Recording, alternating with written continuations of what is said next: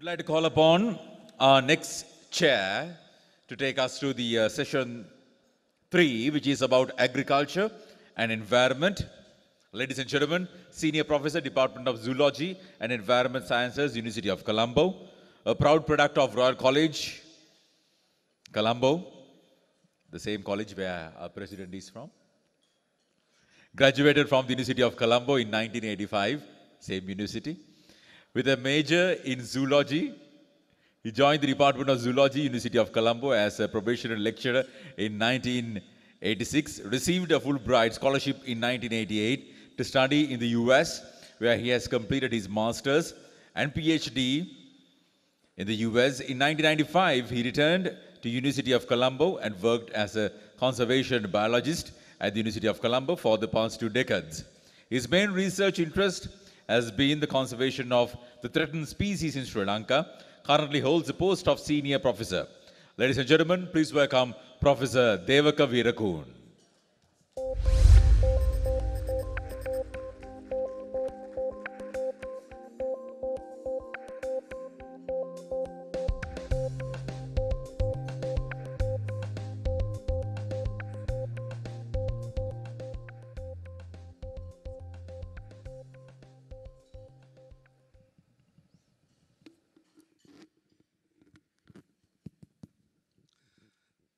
Thank you, Dushan. Good afternoon, ladies and gentlemen. I would like to welcome you all again for this third technical session, which is going to be looking at how the agriculture sector can contribute to the economy of Sri Lanka. We have 2 very eminent presenters today who will be talking to us on this particular topic. Each presenter will be talking to us for 20 minutes, and after the 2 presentations, we will have a short question and answer session where you can present any questions you may have to the 2 eminent panelists. Let me first of all invite the 2 panelists on stage here. The first presenter will be Dr. W.M.W. Weerakoon. Would you please join me? And the second presenter is Mr. Suranga Herat. Suranga, please come and join us.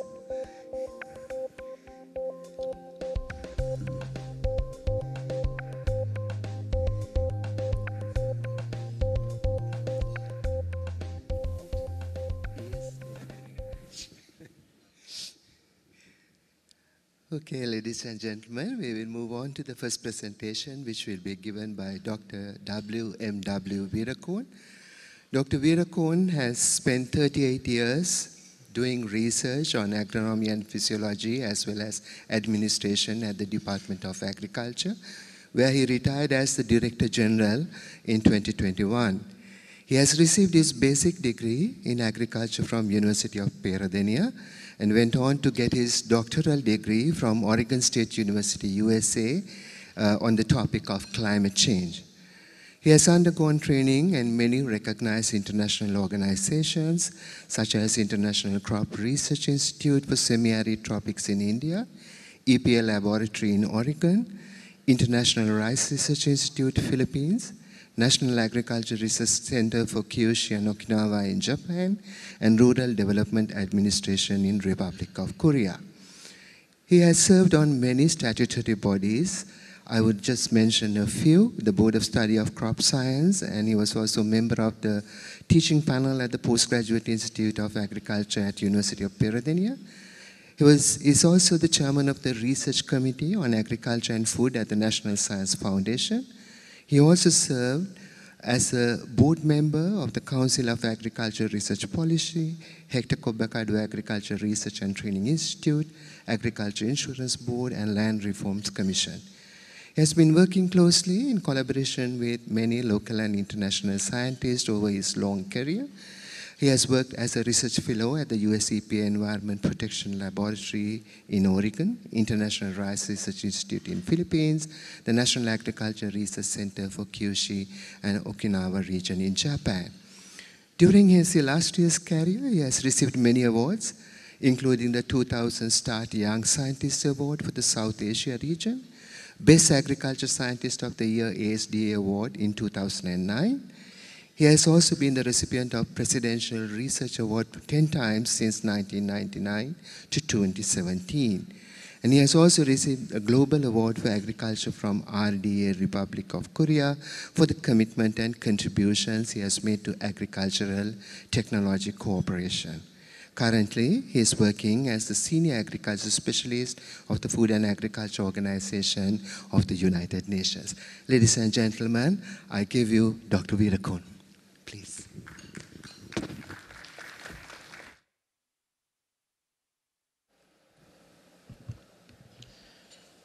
Thank you very much, Chairman, Professor Devaka. Even though we two have same surname, we are not related. Let me also thank the organizers of the Institute of Supply and Management for inviting me for this prestigious event and inviting for this speech. It's a privilege for me, ladies and gentlemen. Today I'm going to talk something which is very much related to your field, of course, something that we had just a while ago, that's on food, that's on agriculture. So my topic will be on strategies to increase agriculture-based exports to mitigate prevailing economic crisis. Now, if you think of exports, revenues from fruits and vegetables, nuts, cut flower and foliage, all those are agriculture-based exports. You can see the values are not very interesting, very high. The total will be is around almost $70 million per year in 2021. From the food sector, it's around 40, vegetable sector around 25 or so. The values are not very encouraging. If you look at the total exports from other sectors, the agriculture sector is lagging behind. It's a very small amount. On top of that, with the present crisis, and because of the crisis, because of the wrong decisions done by the governments, the agriculture sector has gone down. That has impacted on the export sector too. Until August 2022, the cut flower and foliage industry has earned only $10 million. Fruit and nuts, another $42 million. If you think of the world trade, it's around $549 billion in 2020. Top exporters are US, 71.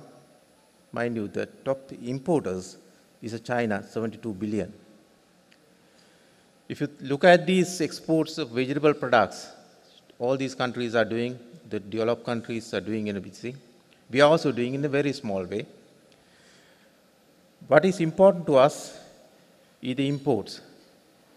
Imports, of course, China is doing a lot in importing a lot of vegetables and other countries. So we have to try to tap those resources.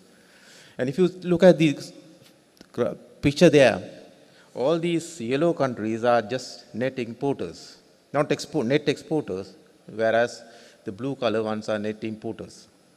So we have to look into those if you want to increase the exports from Sri Lanka. Mind you, if you want to export at the value that we are having today, we will not be able to do it. The international market prices are almost same or much lower than what we are purchasing here in Sri Lanka today. So why can't we increase export revenues from agriculture? As I said before, we were going up in upward trend and all of a sudden it came down. It's simply because of our inconsistent policies and fragmented government support and lack of long-term strategy towards agriculture exports in Sri Lanka. We do not have a dedicated and holistic agricultural system for the exports. Our total agriculture system is for our own food security. Of course, there are here and there farmers are doing it, collect it and send it. That's not the way that we should go when you think of agriculture exports. Our agriculture export farms are scattered throughout the country.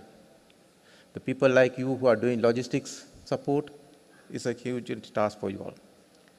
There's no national level information on producers and timing of production. No, our cost of production, as I said earlier, is much higher than the world market prices. We are less concerned towards quarantine issues, which is a must when it comes to agricultural exports, and there are knowledge gaps in the system. And we do, of course, to a certain extent, but less attempt is taken to popularize the Sri Lankan name, Sri Lankan products, often no branding of our agro products. Unlike other countries, we do not exploit our geographical indications, GIs. We do little emphasis on adding value to our products. This is the most important thing when it comes to exports. Exporting fresh vegetables, fresh fruits, and other things is very difficult in the world market because of the quarantine issues. But we need to add value and export our agricultural products. And of course, as I said earlier, poor exposure of our products in the world market is one thing which hinders and poor reputation and trustworthiness among the value chain players also makes this thing. And then on top of that, inadequate support from the government in increasing production and reducing cost of production, and finding the markets for the players to go and sell their products. If you look at our agriculture policy, the National Agriculture Policy was drafted and is about to be presented to the Parliament. Of course, I am a member of that committee. This was done in 2021 and now it's 22. The only place where we have mentioned in exports is only in this one thematic area, agriculture, enterprise and markets. In the policy statement, it says just 2 places, the international markets. There's nothing on agricultural production towards exports, nothing on value addition towards exports. At the very first thing, I must tell you that unless otherwise, if there is not in our policy, how can we increase our exports? So, ladies and gentlemen, we must put this into our policy. This policy was put into public hearing and nothing came out. Luckily, you all invited me for this discussion. Then only I looked at my policy alone. So it has to be market-oriented, fresh and value-added, high-quality products targeting domestic and international markets. We need to do something more on that. Do we have a dedicated and a holistic agriculture system aiming for exports? Now, as I told you, exclusive production systems are oriented towards export market is not there in Sri Lanka. We need to identify export-oriented agricultural production zones. We need to cluster them, then only these cost of production, cost of logistics, and all these things will come down. We need to develop an IT-based total platform on production and product availability. The production technologies available for producing commodities for export market is lacking. It is not just for our own consumption. We have to be fighting with other players in the world market. So the technologies should be there to reduce the cost and to meet the expectations of the overseas consumer. Our varieties and technologies aiming at a specific overseas consumer should aim at that specific consumer. And we should tap the high-end market with Sri Lankan brands. And also, even though we have technology available, if it doesn't go to our rural farmer or the entrepreneur who is doing it, there is no win.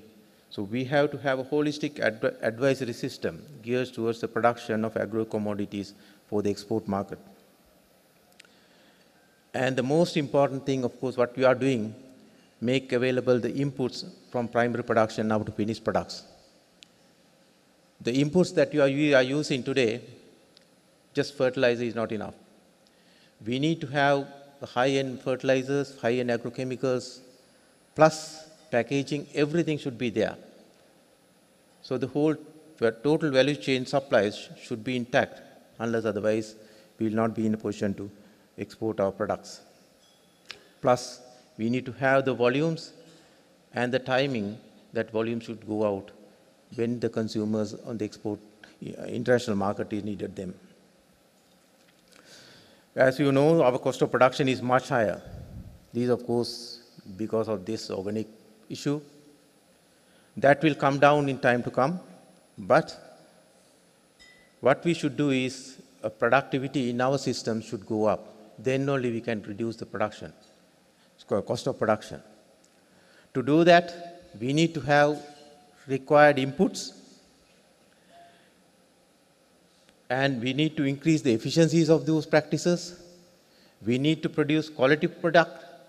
The product which is coming out should not be just coming out from the farm, should be added with value, and we should reduce the harvest and post-harvest losses. Then only we can reduce the price that we are going to pay for the farmer, and also to increase our return to investment.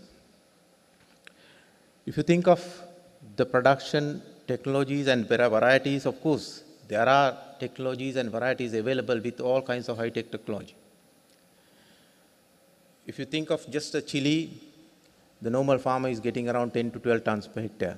But with all these technologies, I'm not going to go into detail all these technologies, you can definitely increase up to 40, 45 tons per hectare, which will reduce the cost of production. Then only you can do some exports. Otherwise, there's no way of thinking about exports. This is where I said the technologies should come in, the high-tech agriculture should go into the farms where the export business is going on. There are technologies, of course, available right throughout the country, but that has not gone to the farmer. The precision farming technology packages with increased productivity and increased resource use efficiency should be infused into the export farms. These technologies are available, and the farmers should add these technologies into their farming systems. But there's one hinge in this. As we discussed earlier, all these needs inputs, which is either imported or the local material, that has to be supplied by you to make the farmer produce more and with good quality product that could be exported sooner. So high quality, efficient inputs is a must for export business in terms of agriculture is concerned. The other thing what I want to tell you is we should minimize the post-harvest and post-harvest losses and increase the quality. But sad to say, you will have encountered this many times. However the preaching going on, this is what the transport that is taking place in Sri Lanka. How can you export this type of commodity in the Sri Lankan from to overseas consumer? The third one which I am going to tell you is the legislations. It's not just sending any other product. When you send agricultural products, you are bound to follow certain rules and regulations.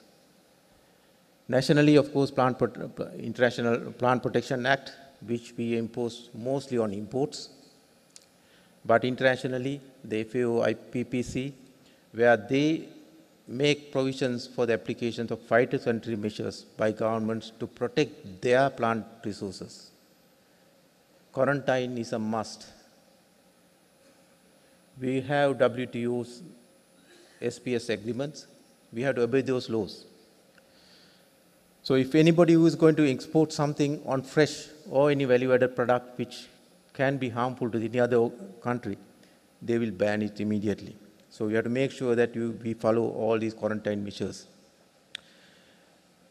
Fortunately, Sri Lanka is a tropical country which has a high diversity, but unfortunately is full of pests and diseases. So exporting fresh fruits and vegetables is becoming an extremely difficult to certain countries. They need to take special care. It has to be pest and disease free. It must be pest and disease free. If you look at this, what is happening right now, they bring the consignments to Katunayake Airport, to the NPQS. We find all these, and we had to reject all that. This is not the way that we should look into it. We should start eradicating all this if you are going to take anything out of this country. Luckily, over the last 5 years, the internal rejections of vegetables at the board agency, that is at Katunayaka in PQS Center, it has come down. But that is not adequate. This has come down to almost zero, so that any product which is going to the export market should go in without any hindrance. For that, we have to start not from the end point, we have to start from the beginning. Right from the farm level to the value chain, we have to make sure that none of these things are there in your product that is going to be exported. We are at a very high risk country when it comes to crops, exporting crops. Now, EU has listed several crops into risk commodities. These rose apples, jambu, papaya, passion fruit, avocado, anoa, whatever it is, we are in a big danger because of this fruit fly.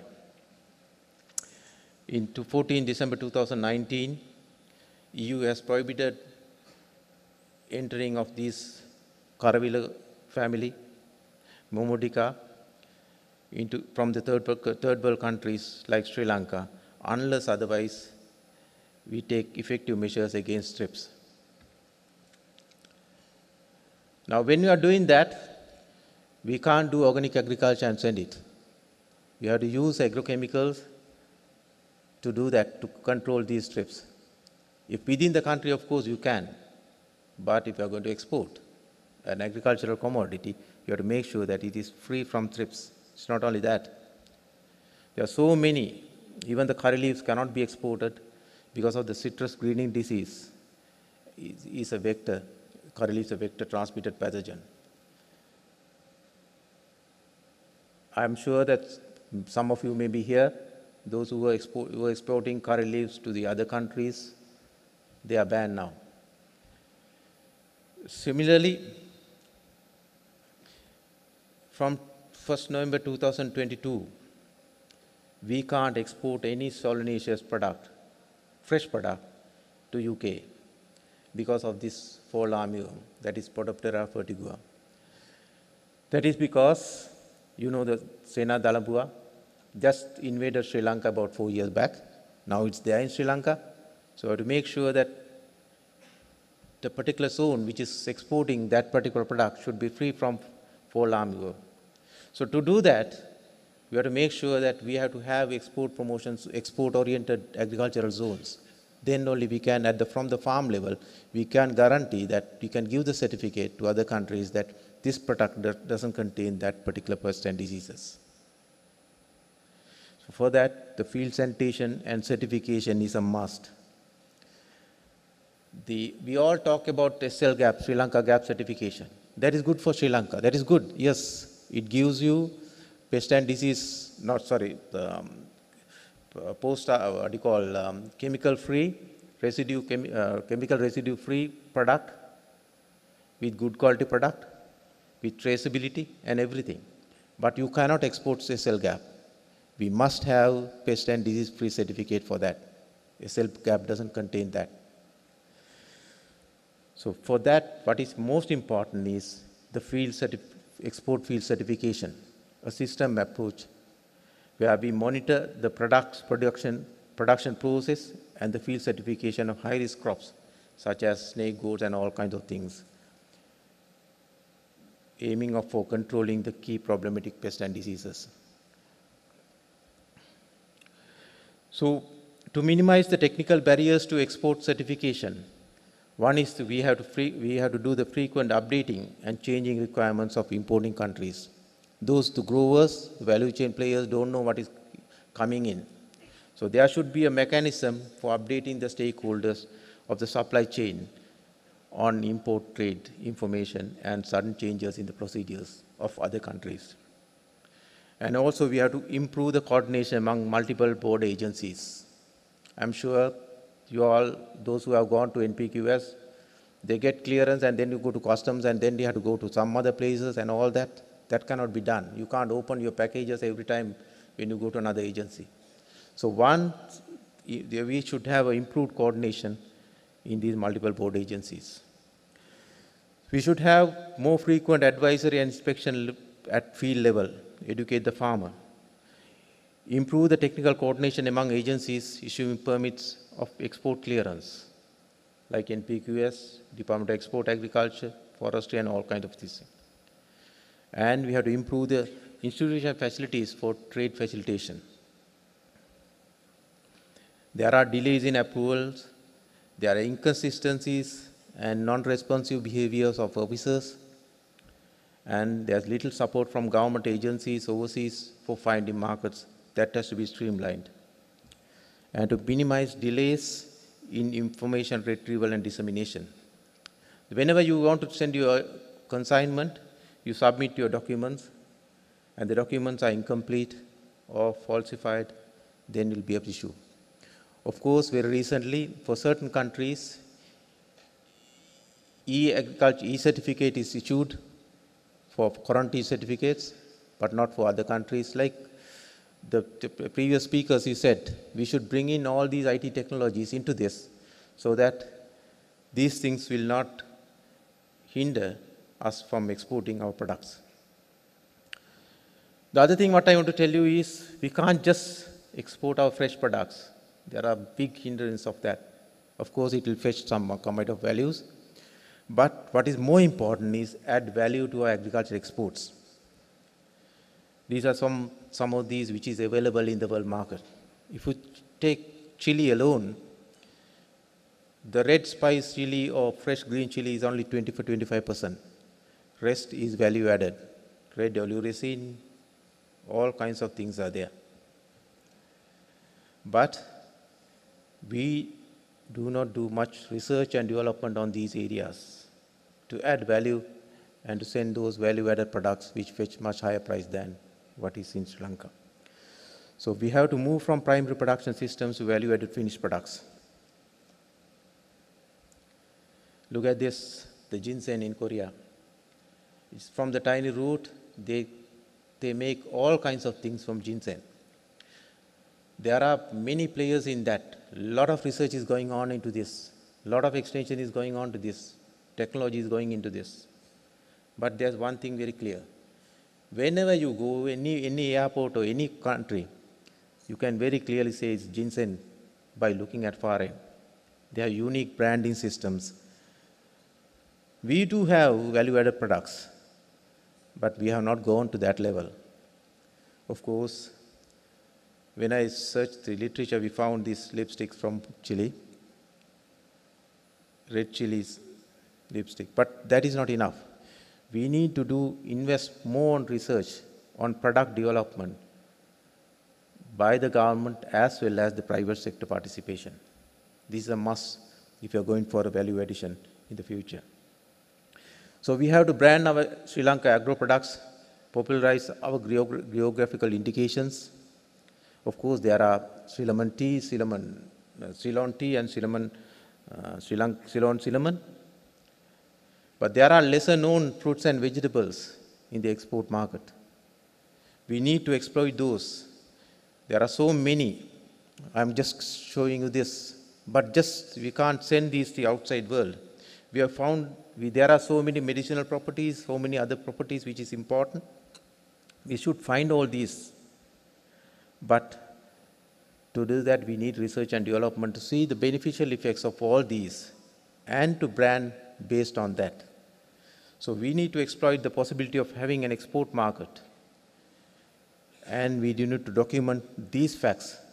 And then only the exporters, the overseas consumers that believe that what we are doing is correct.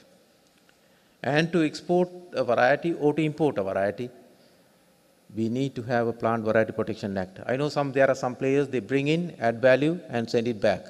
But they can't bring some of these varieties into the country because we don't have the Plant Variety Protection Act, PVP Act. That has to be enacted immediately. So, ladies and gentlemen, I'm not going to go into detail all that, but the way forward. We need to update policies with long-term vision and strategies for improving exports, agricultural exports.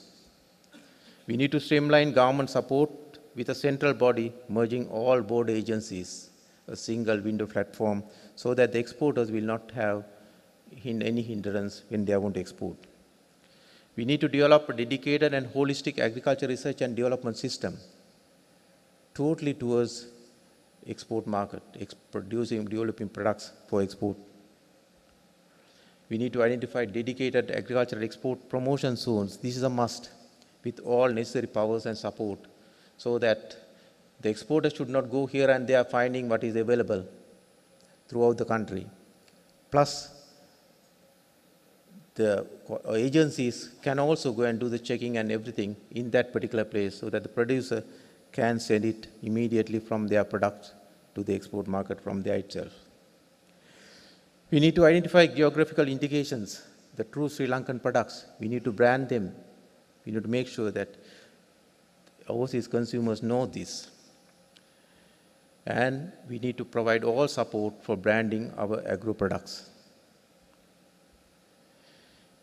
And then we have to simplify the fruits and vegetables supply chain and related trade procedures. Of course, this is a lengthy thing which is going from here and there.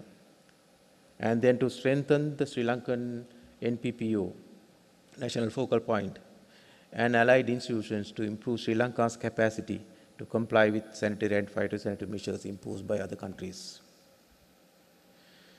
And we have to find solutions at the field level, supply chain constraints of fruits and vegetables, and mainstream GAP and ensure field certification, but GAP is not adequate for exports. Then we have to strengthen the communication systems among stakeholders along the supply chain, as we heard earlier in the morning. As I told you earlier, we have to streamline the R&D for adding value to our product, invest on product innovations and market research. Then only we can have sustainable agriculture exports in time to come. We need to further simplify procedures for patenting. I know that patenting is embedded into a culture, but it's a little lengthy and difficult. That has to be done, otherwise the innovations will not come out in Sri Lankan systems. And most important thing is improve our exposure to Sri Lankan products in the world market, and we have to line up our overseas missions towards that. There are separate officers for doing that, but I'm sure that they are not doing the correct thing right now. That has to be done. They have to find the overseas markets and tell the suppliers that this is there. And the most important thing is, of course, ladies and gentlemen, we must have a consistent government policy fostering agriculture exports as a priority. Thank you very much. Thank you. Thank you, Dr. Weerakoon, for that thought-provoking presentation and showing us the challenges, opportunities, and barriers. Our next presenter will be Mr. Suranga Herat, Chief Executive Officer of the English Tea Shop and Amazon Tea. Mr. Herat is a pioneer of sustainability practices and has developed a wide range of initiatives designed to improve the livelihoods of farmers and employees in Sri Lanka. He's also an advocate of making English Tea Shop a business of business people through a plethora of value-sharing initiatives such as the Big Game, Creating Shared Value, and English Tea Shop's very own Employee Share Ownership Program, making the company a significantly employee-owned company. Suranga holds a bachelor's degree in business administration from the University of Colombo and a master's degree in business administration from the Postgraduate Institute of Management of the University of Sri Jayewardenepura. He's also an associate member of CIMA UK. He's also an alumnus of the Harvard Business School, having completed the Owner-President Management Program. Currently, he is following a master's study in Sustainability Leadership at the University of Cambridge Institute for Sustainability Leadership. In addition, he's the head of the Sustainability Strategy at the Ceylon Tea Roadmap 2030, where he developed a sophisticated three-pillar targets and metrics-based national sustainability framework for Sri Lanka. Ladies and gentlemen, I give you Mr. Suranga Herat. Good afternoon, everyone. Thank you, Major General Udawatta, for literally dragging me out of my bed. I've been lying in bed for almost, I think 24 hours since arriving back in Sri Lanka. I'm going to struggle to make this a lively presentation, but I promise you to do my best. It's not COVID. I've tested twice. I've got a very bad flu and a sore throat, so I generally talk very loud, but pardon me today. It's going to be a little bit of a struggle, but I'll do my best. Right, listening through, I had the privilege of listening to the Prime Minister and the keynote speaker from bed in the morning, because you broadcasted that on Facebook, and to a number of other presentations as well. And I'm really glad that all of us are in the same page in terms of resetting Sri Lanka. And that's, I think, thanks probably to this crisis, because we've bottomed out and we've kind of hit a level from where you can't go any below, which I think is the biggest advantage of this current situation. Thank you, ISMM, for giving me this opportunity. When I was invited and given this topic, I had very different plans to what I'm going to talk about. The final presentation that I'm going to put forward today is a little different to what I thought initially, because the last 6-7 months, or literally the last couple of years, I had the opportunity of working with a lot of industries very closely, because I was confined to Sri Lanka due to COVID, specifically with the Sri Lankan tea industry as well. And they appointed me to develop a sustainability framework for the nation. So, and the last 6-7 months, I've spent quite a lot of time with other industries as well. So what I'm going to talk about today is what I've witnessed, having spoken to a lot of industrialists and business people, and also since travel started, I've traveled quite extensively the last 6-7 months to our markets, and trying to kind of bridge that opportunity gap.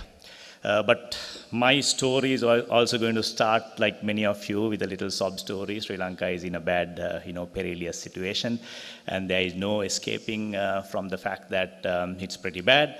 But I believe that Sri Lankans have this special attribute. 5 years back, our brand launched a Sri Lankan word to the global market, a word called Prajava. And Prajava was our way of saying to the world that Sri Lankans behave at their best or do their best, are very unique in crisis. In crisis, we stand up better than anyone else. And I didn't know COVID, we didn't know economic crisis when we launched that word, but today our distributors around the world in about 50 countries love the fact that we are behaving like true Prajava. So my talk today is relating to that perseverance and resilience and transformation. But I'm talking more at a higher level from a purpose and a strategy direction. So when you see this list, you'll wonder what the hell is this guy going to talk about? Because I'm no supply chain expert. I'm no Industry 4.0 expert. My Industry 4.0 definition comes on a slide a little while later, and you laugh at it. But that's how we saw that 10 years ago, and that's how we still kind of address it. So let's, I know we are under pressure for time, so let's get on with it.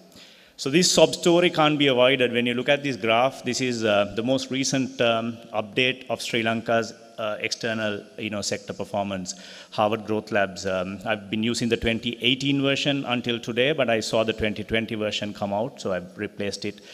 So simply said, all of the boxes that you see in beige are disappointing sectors. So you hardly see anything else other than the big beiges.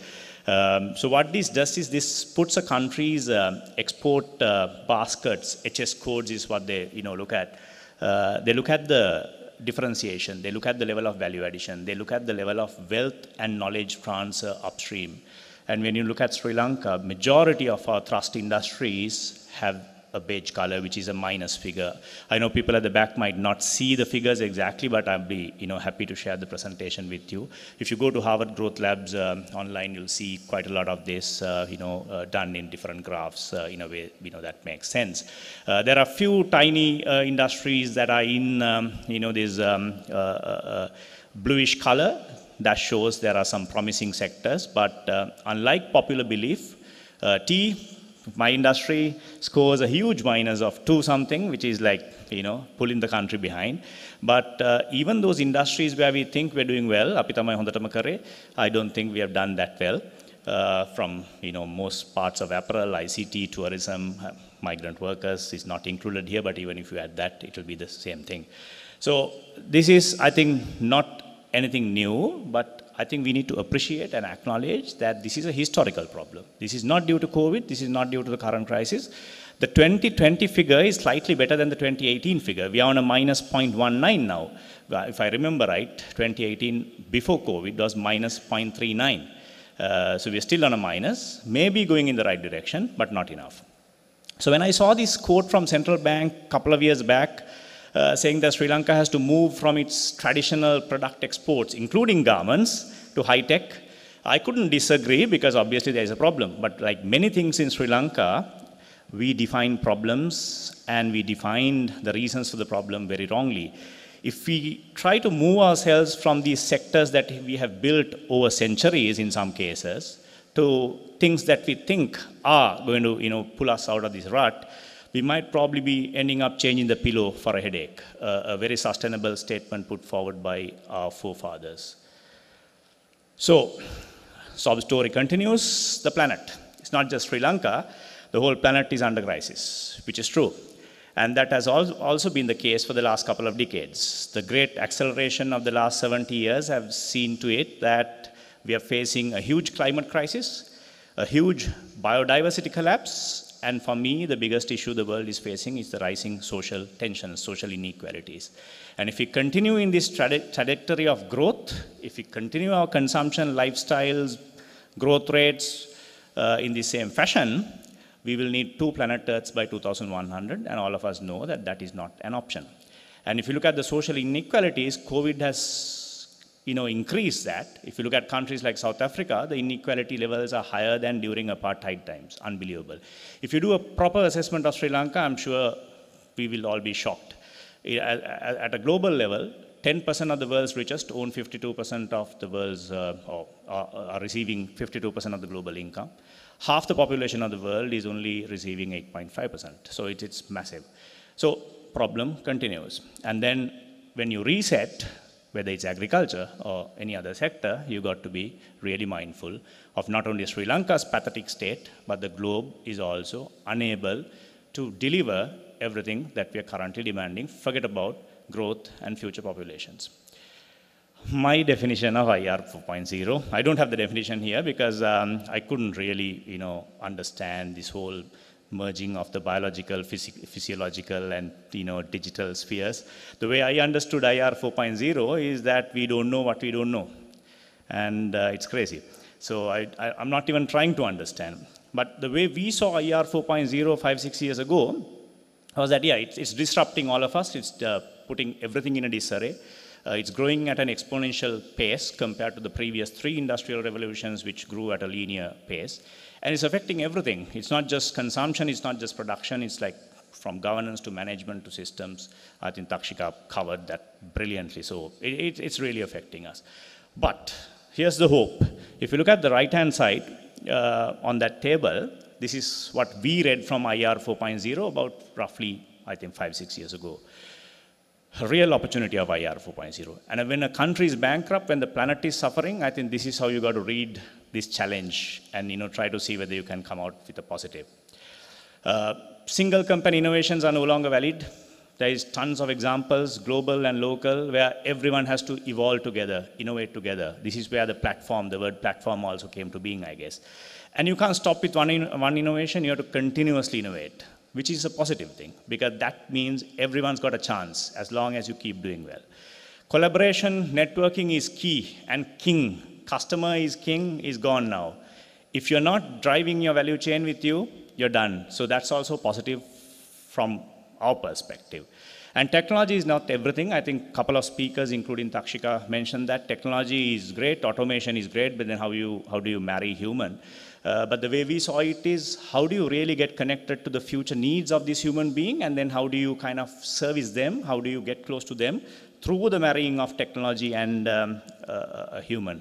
The one I love most is the demand for great provenance, ethicality, authenticity, and transparency, and that's what our brand is built on. I'll show you in a while, if we have the time, that we do pretty ordinary things. We're not high-tech, but we are receiving probably, arguably, the highest levels of value addition for a kilogram of agriculture export out of Sri Lanka. Lifestyle solutions is key, but lifestyle doesn't always mean digital. It can be crazily traditional things as well. And this is where I don't agree with central bank, because I believe that Sri Lankan agriculture can reset this economy, and a lot of the other sectors, apparel, technology, can help reset the economy. Just that we are not reading the markets, reading the world properly is what I kind of believe in, and what I kind of understood when looking at the industries, as I mentioned earlier. I think above all, IR 4.0 is just one thing. It's demanding very purposeful business. Very purposeful. Whether you use technology, whether you go back tradition, doesn't matter. If you can prove that you're purposeful and if you're really delivering on that, you're done. Right. A lot of people criticize me for using Western examples, but I have to do it.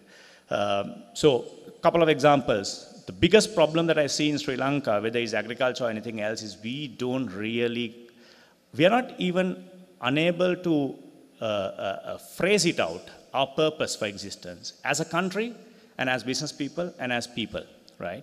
Think of this. This is a huge topic on its own, so I don't have time to go into it, but this, I think, is the biggest issue Sri Lanka has. It's not about capabilities of farming or technology or waste. It's us not really respecting purpose, not articulating purpose.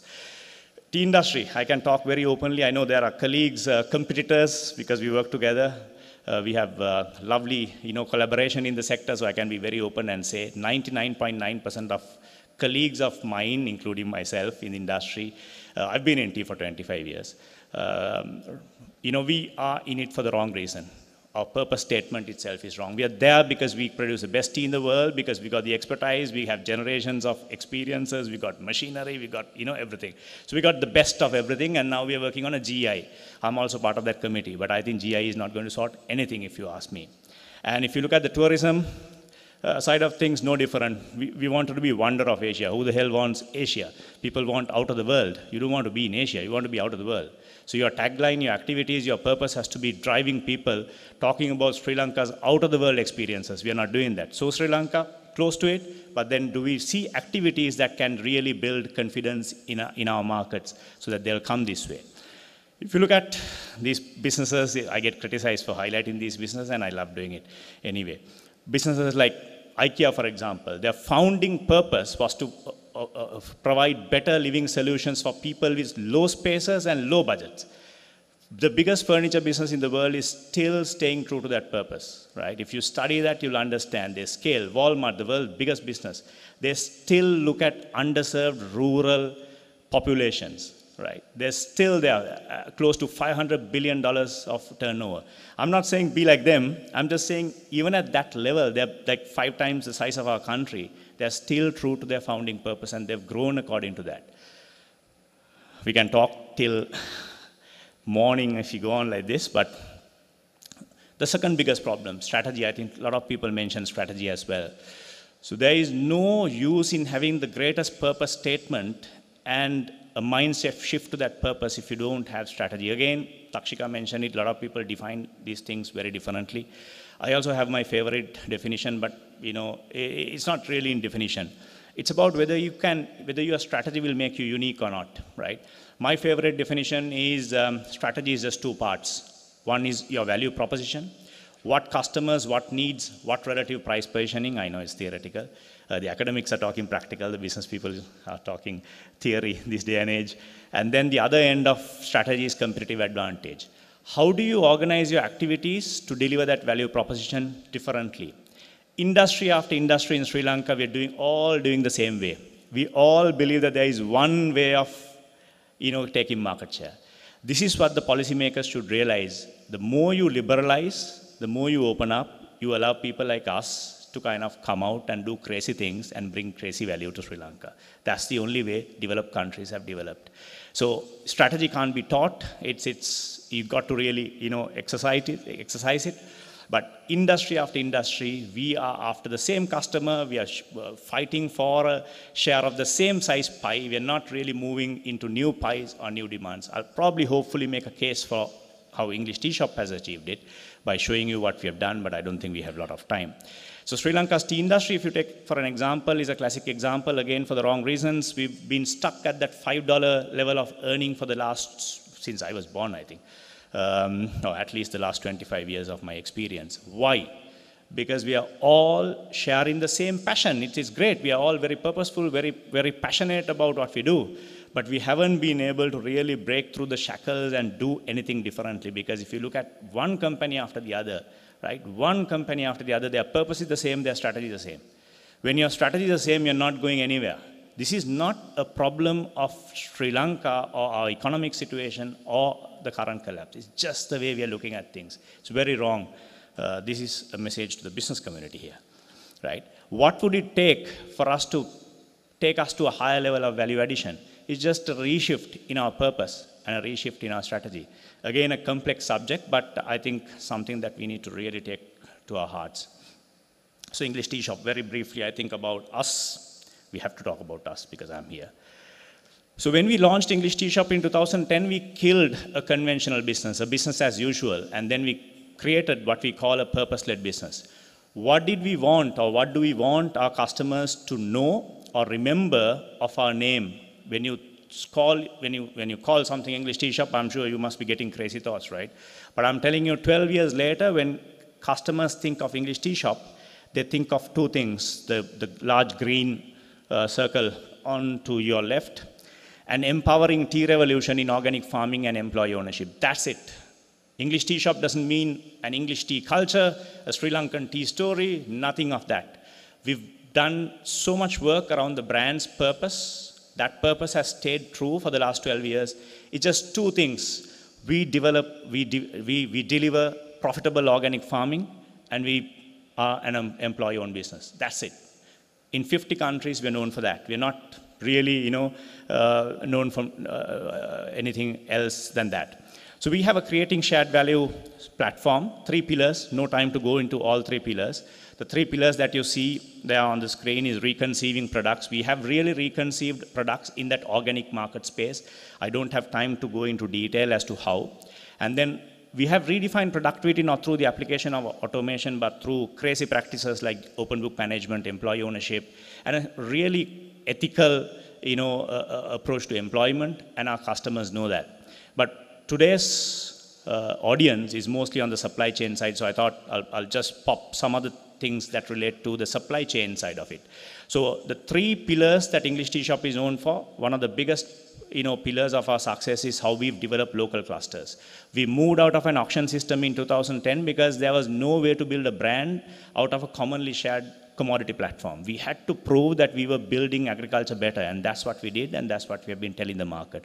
So we do day in, day out. When you have that kind of a clear purpose, day in, day out, all your activities are directed towards proving that you're building people better and building farmers better. And if you look at the redefining productivity through open book management pillar, you will see scoreboards designed in a way where our people are compensated for doing the right thing by suppliers day in, day out. So we're very well known in Sri Lanka for helping suppliers, supporting suppliers, building suppliers. Supply chain is everything for English Tea Shop.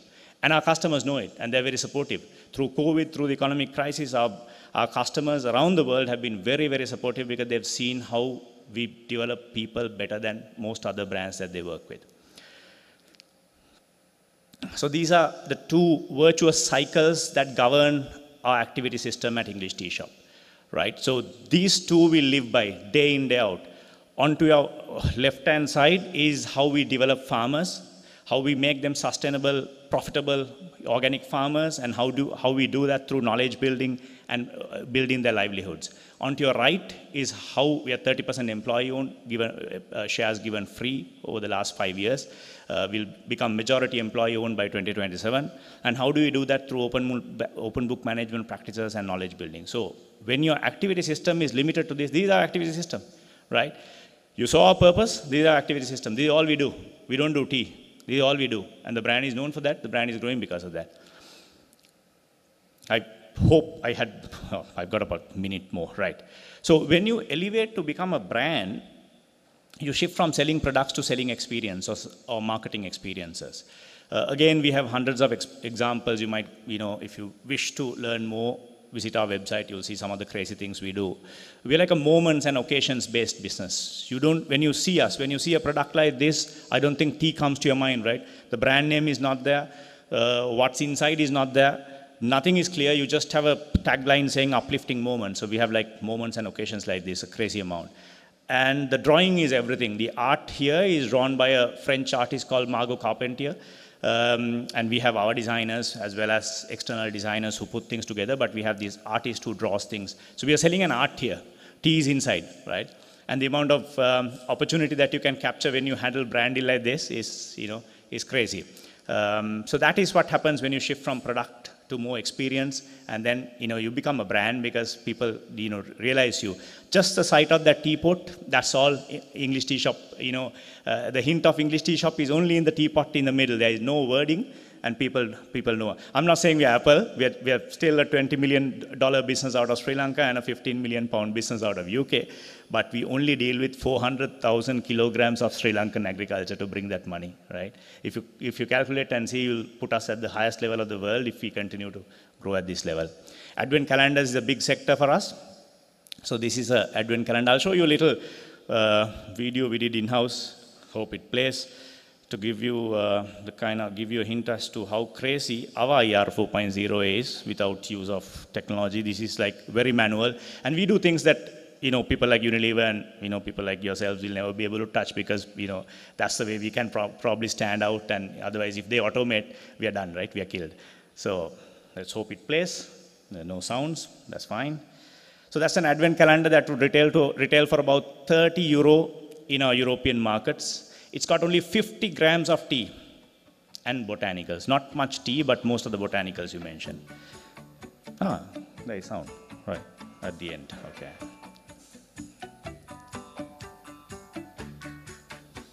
So there is that tea experience, and a lot of people say you sell packaging. Untrue, we sell brand, we sell experiences, and that's a subject of its own.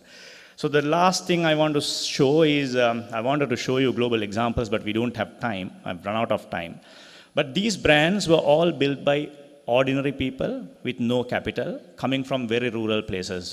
One of my favorites is Vision Spring, and also Sundial Brands, which is at the bottom. So that might be example before I close. Sundial Brands was founded by a Liberian who went to US for studies, didn't have money, got dropped out, and then he found that there was an opportunity for black women, focusing on black women, because black women needed special type of skincare made from shea butter at that time. And the retail markets, the giants, the supermarkets, the groceries, and even the independents didn't really want to give them a space. So Richie Lu, from 1992 to 2008, worked with 2000, I think it grew to 2000 by 2008, Ghanaian farmers, developed a shea butter solution, and carried on his cart in Harlem, streets of Harlem in New York for 16 years before he got a retail space eventually. So 16 years of struggle to take that Ghanaian solution to black women in America who were underserved. So underserved farmers, underserved market. That's how he thought of the opportunity. And then he got his first retail opportunity in 2008. By 2015, he raised $250 million, I think, from venture capital. And in 2017, Unilever bought them for like $3-4 billion, undisclosed amount, but we guessed it should have been $3-4 billion. So this is how I would look at this situation. We got problems in our local clusters. We have awful lot of underserved markets, whether it's the Europe, whether it's China, whether it's India, wherever you like. But if you kind of connect these dots, connect these problems, you might be able to create brands. And also remember the planetary problem. The planet is running out of time, space, and resources. So if Sri Lanka is going to go volume direction, which is what I think the keynote speaker was talking about, volume is not an option because the world is cutting on volume. We have to cut on volume. Lifestyles, consumption, climate issue, all that is pushing us for low volume. So how do we expect, for example, tea is talking about growing from 300 million to 400. Forget it, that won't happen. Let's look at getting that 300 to about 150 million, sustainable volume, and capturing probably about $30 a kilogram, and that's possible. So that's probably the end. Yeah, the last slide.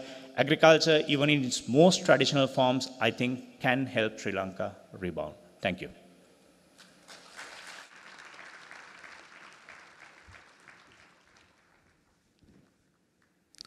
Thank you, Suranga. I think we have about 5 minutes, can take 2 or 3 questions for the 2 presenters from the audience.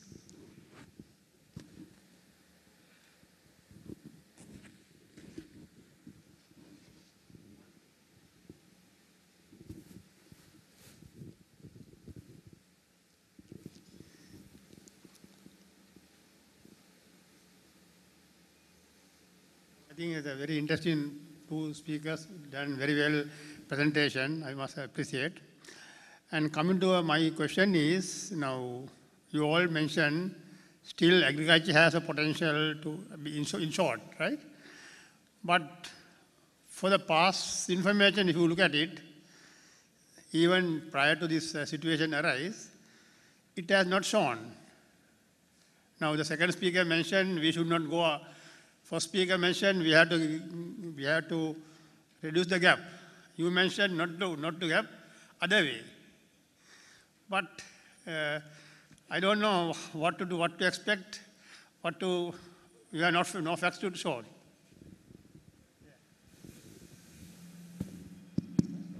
Let me tell you, we have to go on both ways.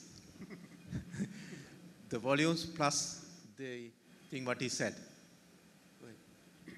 Yeah, I think my strategy slide, that was the target because there is no one best way to do it. And I don't think any one of us or us together, we are able to kind of strategize one direction. I guess the policymakers' role, the academics' role, those have to be, better defined because businesses will prop up, answers will come, if we have that right mindset shift, because you got to allow people to explore. Now, how did we come out of the commodity auction and create a brand that is like one of the top 3 organic brands in the world today, right? There can be hundreds more like that. So I think there is no definitive answer, but I know for sure volume is going to be a little bit of a challenge. But what Dr. Weerakoon was alluding to, and then the previous speaker, was the wastage, the opportunity that is going waste, that has to be preserved. But I think growing volume beyond a certain level is not practical. So you got to move to that value addition space. But value addition doesn't mean just packing that in a smaller portion. That's not value addition. It's branding. So if you can get brands, Sri Lanka's answer, maybe I forgot to mention that at the last slide, branding is the answer. Out of our $12 billion of merchandise exports, how much is branding? Not even 1%, right? Not even 1%. That's the crazy thing. Why we are able to capture so much value and why we are bringing close to $40 a kilogram for Sri Lanka's agriculture is branding. That's it, nothing else. So branding, short answer is branding. How we do it? Everyone's got to find their own way. Any more questions? Yeah, this can gentleman. Can I ask one question? See, Dr. Weerakoon, thanks for your nice presentation. I have a question about Sri Lanka. Sri Lanka is an agricultural country. That's in short. We had, our young days hearing about kosmamas, badun pias. But we don't have any kosmamas, badun pias anymore. We produce agriculture graduates every year, I think hundreds. But where are we?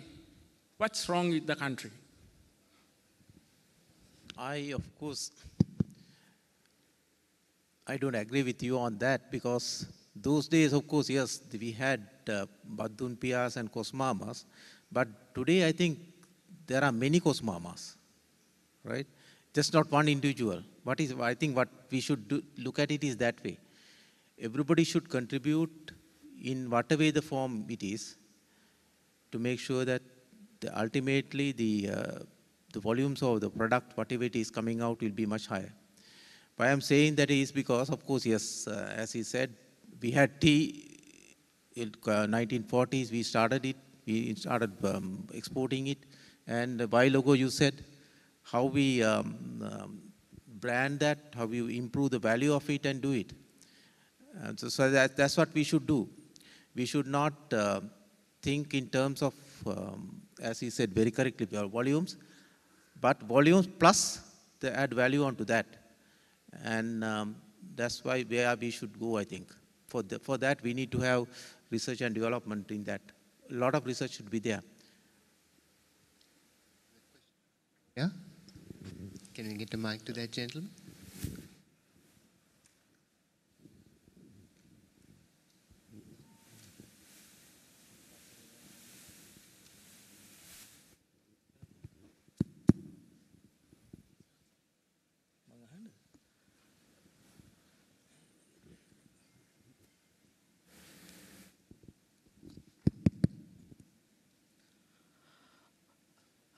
Good evening, sir.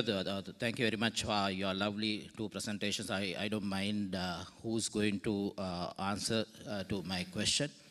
I'm Air Commodore Tushar Fernando from Sri Lanka Air Force. So if I cite back to 1948, that we were called as the agri-sufficient nation, and we had enough. And we have exported tea, rubber, coconut, and rice. And today, if you look back, that we are even importing rice and even the vegetables. That had happened after 1977, I guess, with the introduction of the open economy. So the little bit of controversial question that I'm going to table, we have been participating for all these kind of seminars and conferences time to time, and what we have witnessed is, after the introductory session and keynote address and having completed the refreshments, the people who can make decisions will leave. And we people are talking each other and not a single decision will be made. I guess that as responsible people, you should table these issues with the government and the ministries, and otherwise, no point. Yes, we do aware of what is going on, but I guess that you should take this up with the president and the ministries and those who can make decisions. What's your comment on this? Thank you, sir. Yeah, shall I just start with that? Because the issue he made, we were importing a lot in 1940s and now we are not importing, we are not importing in 1940s and now we are importing. I think that statement is very wrong. Say for rice alone, we are importing 60% of our requirement from other countries. You can, all those who are in middle or above middle ages, you can realize how we were looking for the imports coming in for our own rice. But today we have surplus rice. We don't import vegetables. That's not because that we don't, because of any reason, because of the quarantine reasons, we don't import any kind of vegetables. Of course, we do import fruits. But I would rather say that the agriculture has gone up. I mean, it has steadily increased. The production has gone up. But the quality and the marketability, the specificity has gone down. That's what I said. Thank you. I think we've come to the end of this session. We are running out of time. I would like to thank both presenters. Ladies and gentlemen, please join me and appreciate the two presenters. Thank you very much. Can we have the President of ISMM, Mr. Sarath Gamage, along with the past President, Mr. Anil Pondveera, past President, Mr. Nalin Silva, and Vice President, Mr. Lilantha Subasinghe, over here, gentlemen, please, to present these three gentlemen, the two presenters, the two panelists, and the session chair with a special token of appreciation.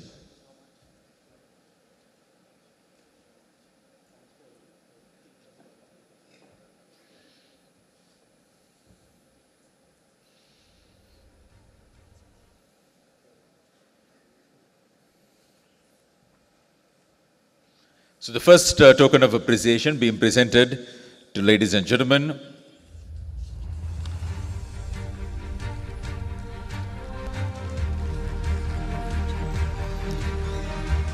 Dr. W.M.W. Weerakoon. Thank you very much, sir. And then we have the next panelist, Mr. Suranga Herath, Chief Executive Officer, the English Tea Shop, UK Limited. Being presented with a token of appreciation. And then Professor Devaka Weerakoon.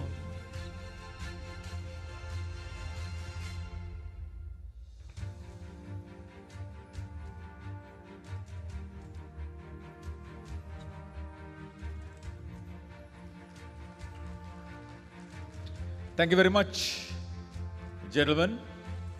Would like to request you to take your respective seats. Ladies and gentlemen, one final session, the session 4, which is on entrepreneurship and financial literacy.